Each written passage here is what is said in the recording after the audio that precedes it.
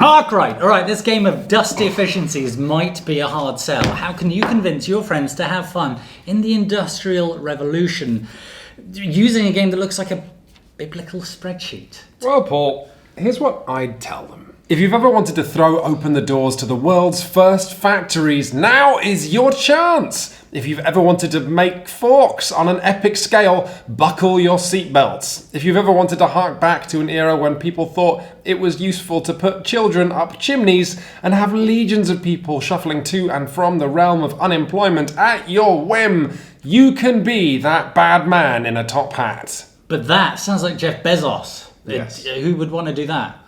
Well, it's Jeff Bezos, but in history, so it's fine.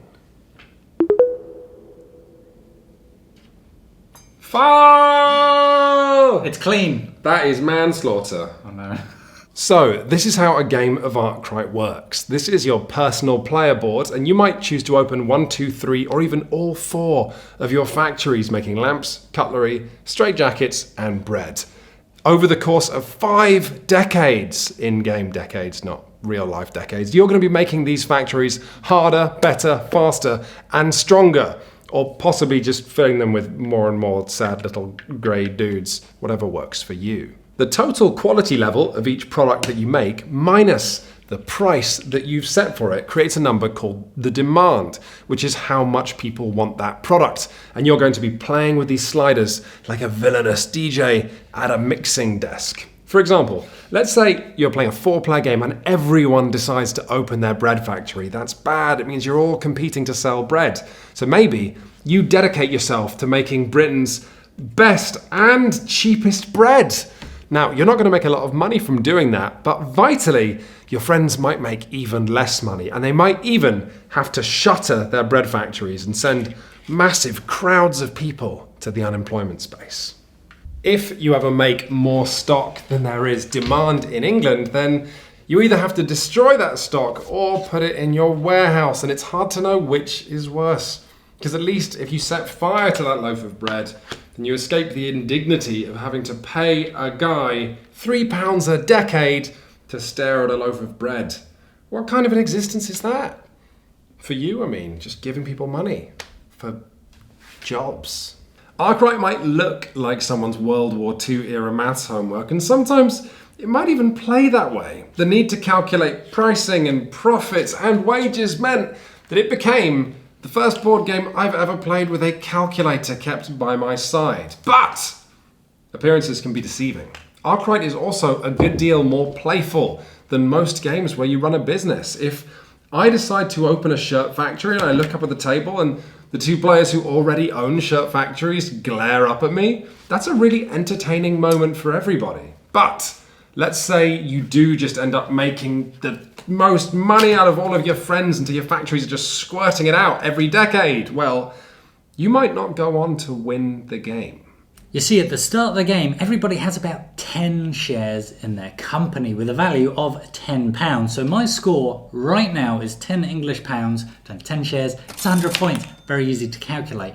But as you do business, your share price gradually increases. One of the actions you can take in the game of Arkwright is to buy more shares in your company, increasing your score, or sell shares to get more capital to invest in your business. And there is also a very special secret thing you can do, which we'll tell you about later, to lower your share value. So ideally, what you want to do is buy as many shares as you can at the start of the game when they're cheap, because you don't need that money to invest in your business, do you? Yes, you do. So don't, but do, but don't. But here's an excellent little secret.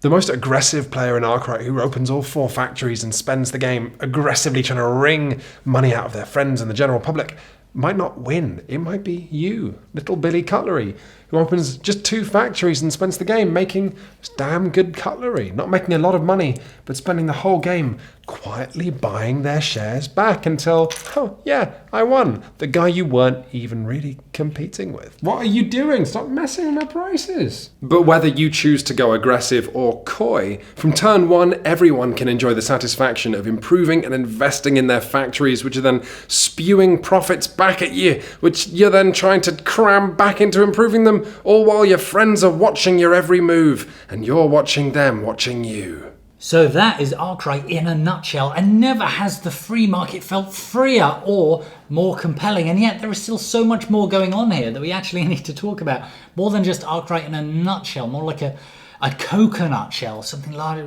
What's a large nut? I don't think a coconut is a nut. Peanut. Everything with the word nut in is a nut. Peanut, cashew nut, Brazil nut, donut. No. Nutrition, that's where the word nutrition comes. Nutrition, nut. From nuts? Nut. Wow. To staff up these factories, you must recruit workers from this pool, but the more people you recruit, the rarer labour becomes, meaning these workers must be paid more. The more workers you have, the more stock you can actually make, but the more expensive you make it, the less stock you'll be able to sell. Also, demand is limited by the amount of people who can afford to buy the product in the first place. An employed populace is a populace that can afford to buy things. Are you seriously going to open a shirt factory just so that your workers can afford to buy your own lamps that you're making? Yes, you are. Especially if it turns out it's going to frustrate everybody else who has a shirt factory as well, because you're competing, and then that's when it hits you. Arkwright is fascinating. Even when it's not your turn, you are constantly lost in thought, doing ever-growing mental massaging. And when it is your turn, you realize that every choice that you make matters. All of your decisions all the time are important. They have relevance. They have knock-on effects. And this isn't some horrible brown monster you're playing with. It's a living, breathing creature that has feelings. It has emotions. It reacts to your every touch. Botanically speaking, a coconut is a fibrous, one-seeded drupe, also known as a dry drupe. So, we haven't actually talked about how you play yet, so let's do that. And vitally, while players might end up staring at Arkwright like capitalists trapped in car headlights, how you actually take your turn is really simple. So look here. Every decade is divided into 4 rounds, and so everyone's going to take an action, and then you're going to produce and sell bread. Everyone's going to do another action, then you're going to produce and sell shirts. Very simply, when it's your turn, you're just going to pick one of your 6 action tiles to use. Like you've got this tile that means hiring and firing people. I might choose to do this on my turn. But also, you have to decide where on the hilariously named admin grid you have to put it. So if I put it in this £4 slot, I have to pay £4 just to do that action. I also have to pay £4 again if I want to hire and fire anyone again later in the round. But also, certain actions, like for example advertising, the slot you put them in, that's how much money you have to spend on them. So if I put advertising in a £2 slot, I only have £2 to go advertising with. So this is kind of a curious little mini game of trying to figure out how much money to spend on how many things. It also means you're constantly losing money just running this business. But also, there's another thing to consider. Paul, what is that? Each action you take also allows you to take one of 2 supplementary actions, depending on the icon on the bottom of the tile. For example, if it is hot pounds, that means you get to adjust the price of any products affected. So if you hire a boy to bellow into a megaphone about the cost of shirts, you can then adjust the value of those shirts. That's something important to do as close to the sale of that item as possible, but at the same time you want to give yourself some breathing room just in case one of your friends does something unforgivable that you have to react to, like adjust the value of their goods, which I suppose they're allowed to do. Any tiles that have a square something on the bottom allows you to employ a special capitalist power like a Scroogian superhero. Ooh, what can we choose from? Well, you could have an accountant. Is there anything else? An administrator. What does that do? Changes the cost of the administrative action spaces. Really? All this stuff is so lukewarm, yet undeniably exciting. You could grab an inventor tile, and using that, you can unlock special level 4 factories, the likes of which your friends can only dream of. Your efficiencies will blot out the sun. And also undeniably exciting at the end of decade events that come up. That could be something like the Hamburg credit crisis, or a crown jubilee could tousle the hair of all your complex business calculations. It's all so banal that I feel guilty about being excited by it. All of this means that Arkwright is less a game about stodgy planning than it is about the much more fun art of reacting. But speaking of fudging your numbers, let's talk about automation. By taking the automation action, you can replace a number of workers with their irritating hierarchy of needs with machines. And machines are awesome because they only cost you £1 each year. But the thing about machines is if you have to shutter that factory, all of those machines you built are going to be a waste of money. Thing with automation though, I mean, it was a huge issue at the time, obviously in the Industrial Revolution, yet it doesn't feel any less relevant today. Hi there, I was hoping to buy this shirt. Beep. Please place the item in the bagging area. What? Please place the item in the bagging area. Please place the item in the bagging area. Please place the item in the bagging area. Unexpected item in bagging area! I don't even understand what era this is supposed to be. I'm going to steal this, alright? Thank you. Making people unemployed benefits every capitalist ever, because the more unemployment there is, the cheaper labour becomes. Except, unemployed people can't really afford to buy the products that you're making. So have you actually shot yourself in the foot? And this is Arkwright, this eternal rebalancing that has you as plutocratic tightrope walkers, forever thinking that the next step could be the one that makes one or all of you fall into the pit of overproduction or underselling or drowning in your own bread, or maybe you're in the newspapers the next day, capitalist crushed under weight of own forks. The pain, crushed by my own products. Learn from my hubris. Capitalism is a system that ultimately punishes all participants. Don't worry, buddy. Life finds a way, as do fabulously wealthy men in top hats. And that way is boats. The domestic market is not all there is. If you can afford to employ just one person like Millicent here, you can have them sat in a warehouse watching your surplus bread and shirts and cutlery and other goods, and either sell these later on if you're able to boop up demand, it's great, or send them overseas because you grabbed a ship, didn't you, with one of your extra actions, and then you went and you also grabbed a contract to supply bread to the colonies. And you know what's great about the colonies? They're not competitive. They are the actual colonies that were forced to buy British products at a high and unreasonable price. So they're just waiting out there to pay extortionate amounts for your old bread and your torn shirts and your crappy cutlery. And there's no competition as long as you have the coordination to first grab a ship and then grab a contract and pay a person to actually stare at the bread to make sure it doesn't get stolen. If you can do that and fulfill the contract, great, you make money. However, it knocks your share price down. Remember we mentioned this? Overseas trading is a little more risky. Investors are not so keen on it, but maybe you want to do that. Maybe you do want to devalue so you can buy a little more. Oh, but you didn't fulfill that contract? Oh, well, the contract just goes up. Yeah, it actually is risky. It goes up to, got to sell 4 bread, 6, 8. Got to sell 10 bread. How am I going to... I'll just get a bigger ship. But Paul, that big massive ship, you have to invent it first. That's okay. I can spend time doing that and employing 4 people on it. That can't go wrong. Why do investors think this is risky? This is fine.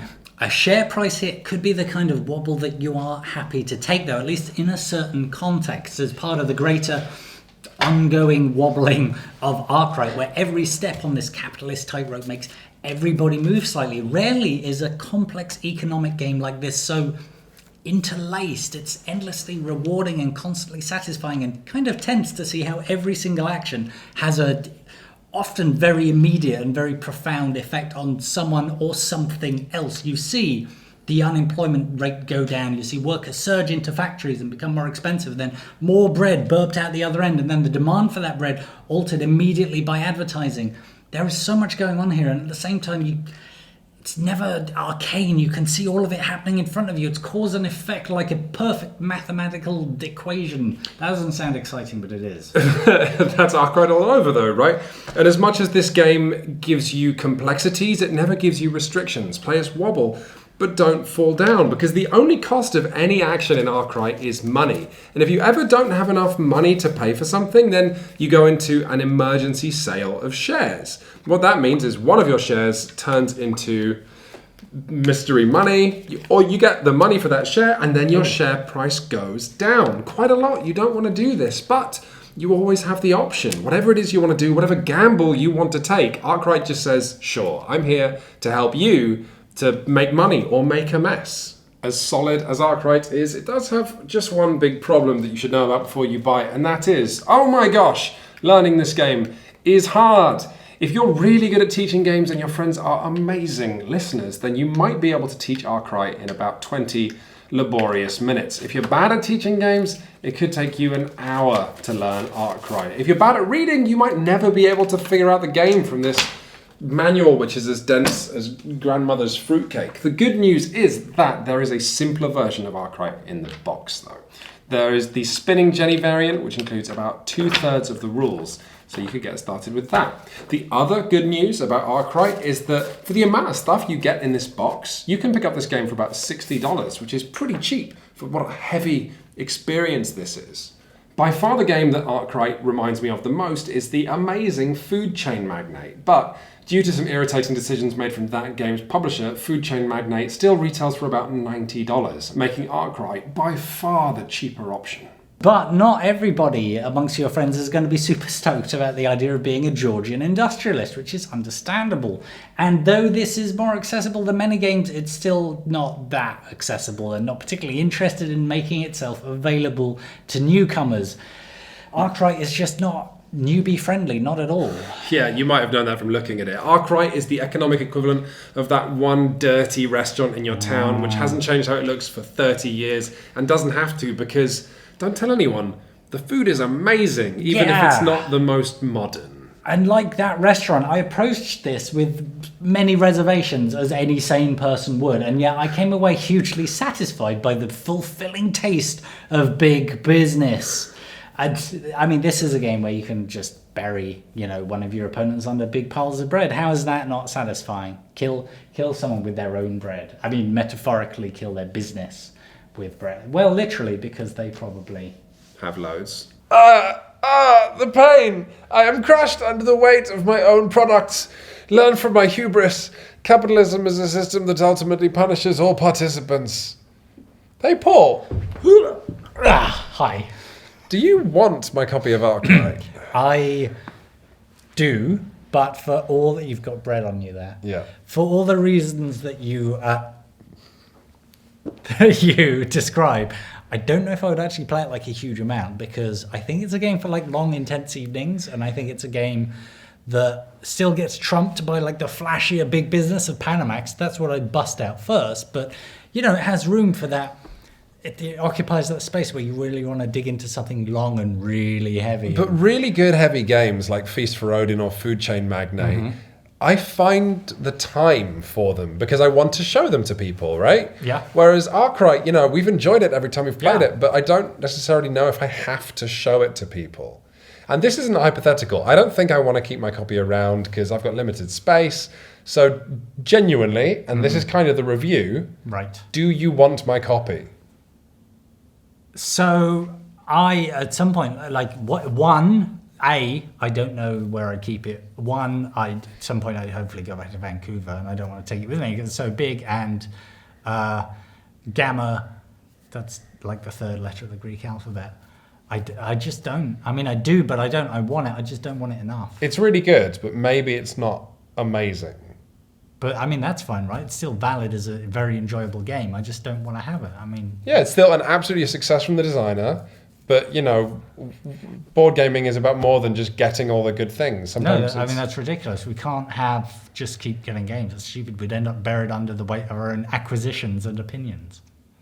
Help! I'm buried under the weight of and opinions. And acquisitions. Acquisitions and opinions and acquisitions. Wow, how would you finish this? I'd just say Arkwright is actually a very strong economic game, but just too accessible and dry and difficult to teach. It doesn't quite make the grade. Yeah, I'd probably rather play Food Chain Magnate, or we've got a review of Container coming up in just a few weeks. How do I get out? In the meantime, if you'd like to see some games that did make their way into our collections and our hearts, you can watch other videos we've done. You can do that. Yeah. Actually, this is stabbing me in the throat. If I just do this, Ah! maybe I can leave. That's more than it should.